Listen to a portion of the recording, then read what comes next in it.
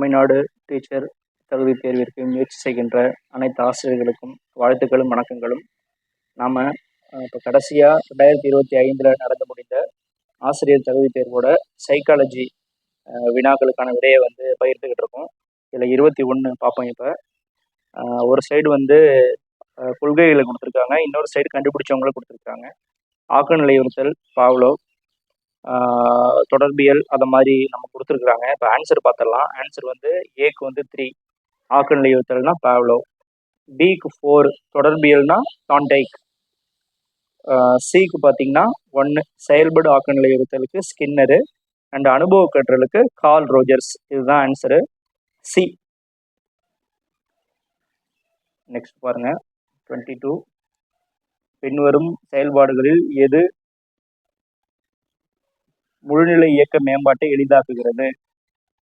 அதாவது நம்ம முழுசா ஒரு குழந்தை இயங்கி அந்த மேம்பாடு அடையிறதை பற்றி கொடுத்துருக்குறாங்க. பதில் பி தான் பதில். பாருங்க, ஏசிடி.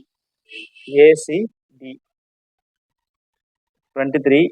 ஸ்டென்பெர்கால் அடையாளம் காணப்பட்ட தகவல் செயல்முறைகளின் படிகளை ஒழுங்குபடுத்துக. Answer B, சிஏடிபி. பதிவாக்கத்தில் ஆரம்பிக்குது, லாஸ்ட்ல பயன்படுத்துதல்ல முடியுது. 24. முன்குழந்தை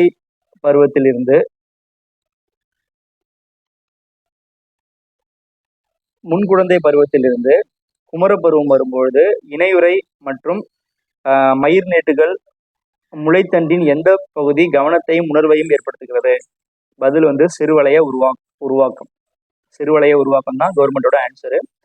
அடுத்து பாருங்க 25. குழந்தை வளர்ப்பில் பெற்றோரின் அதிகார பாணி மிகவும் வெற்றி பெற்ற பாணியாக கருதப்படுகிறது அல்லது அனுமானம். நாம் நார்மலாக குழந்தைகள் வளர்க்குறோம் இல்லையா, அதட்டி அன்பு செலுத்தி, இதுதான் சரியான பாணின்னு சொல்றாங்க. அதுக்கான காரணம் என்னன்னா, அதிகார பாணி குழந்தை வளர்ப்பில் உயர்வு ஏற்புடைமை ஈடுபாடு, ஏற்புடைய கட்டுப்பாடு, தேவையான சுதந்திரம் அளித்தல் ஆகியவற்றை உள்ளடக்கியதாகும். இதுக்கு பதில் பாருங்க, ஏ அண்ட் ஆர் ரெண்டுமே கரெக்டு. அண்ட் ஆர் சரியான எக்ஸ்பிளனேஷன் ஏக்கு, அதான் பதில். நெக்ஸ்ட் பாருங்க 26. இதில் திரும்பவும் பார்த்தீங்கன்னா கொள்கைகள் கொடுத்துருக்குறாங்க, அதோட எக்ஸ்பிளனேஷன் கொடுத்துருக்குறாங்க. இப்போ இதுக்கான பதில் பாருங்க, பதில் சி. அதாவது அடையாள அடையூக்கம்னா அதுக்கு 1 நேராகவே இருக்கு, அதுக்கு பதில். அடுத்து பிக்கு அடையாள நிறுத்தம், அதுக்கும் நேராகவே இருக்கு. சி அடையாளத்தை மறைத்தல், அதுக்கு மட்டும் 4 ஆன்சர். ஆய்வின் பற்றாக்குறையில் அர்ப்பணிப்பு. அண்ட் அடையாள பரவல்னா அதுக்கு 3. ஆய்வு மற்றும் அர்ப்பணிப்பு இரண்டின் பற்றாக்குறையால் வகைப்படுத்தப்படும் ஒரு ஆபத்தான நிலை. இதுதான் அதுக்கு ஆன்சர், சி தான் ஆன்சர் அதுக்கு. நெக்ஸ்ட் 27 பார்க்கலாம். கால வரிசைப்படி பின்வரும் நுண்ணறிவு கோட்பாடுகளை ஒருங்கமைக்கவும். இப்போ 4 சைக்காலஜிஸ்டோட கொள்கைகள் நம்ம கொடுத்துருக்காங்க. அதை கால வரிசைப்படுத்தணும். இந்த காலத்தால் பழமையானவர் பார்த்தீங்கன்னா இப்போ ஆப்ஷன் ஏ தான். அதில் சி தான் பழமையானவர். யார்? ஸ்பியர்மேன் தான். ஸ்பியர்மேனின் இருகாரணி கோட்பாடு. அடுத்தது தர்ஸ்டனோட பல்காரணி கோட்பாடு. நெக்ஸ்ட் பி, கில்போர்ட்டின் நுண்ணறிவு கட்டமைப்பு கோட்பாடு. லாஸ்டா ஏ, கார்டனரின் பல்நோக்கு நுண்ணறிவு கோட்பாடு. இதுதான் ஆன்சர், ஏ தான் ஆப்ஷன் அதுக்கு, சிடிபிஏ. அண்ட் 28 பாருங்க.